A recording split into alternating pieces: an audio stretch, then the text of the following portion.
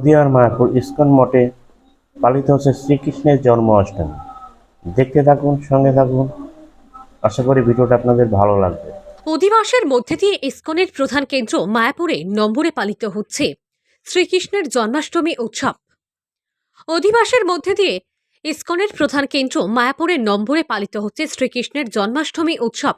সকাল থেকেই সাজো সাজো রব মায়াপুর ইসকন। অসংখ্য দেশি বিদেশি ভক্তদের আগমনে মিলন মেলায় পরিণত হয়েছে ইসকন মায়াপুর। সোমবার ভোর 4:30 থেকে মঙ্গল আরতির মাধ্যমে শুরু হয়েছে জন্মাষ্টমী উৎসব।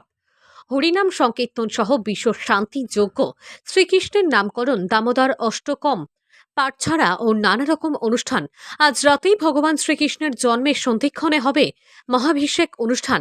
ইসকনের সমস্ত ভক্তরা উপবাস থেকে নামের মাধ্যমে সারাদিন শ্রীকৃষ্ণের ঘটনায় মেতে থাকবেন। মায়াপুর ইসকনের জন্মাষ্টমী উপলক্ষে দেশ বিদেশের হাজার হাজার ভক্ত সমাগম ঘটেছে মায়াপুর ইসকনে।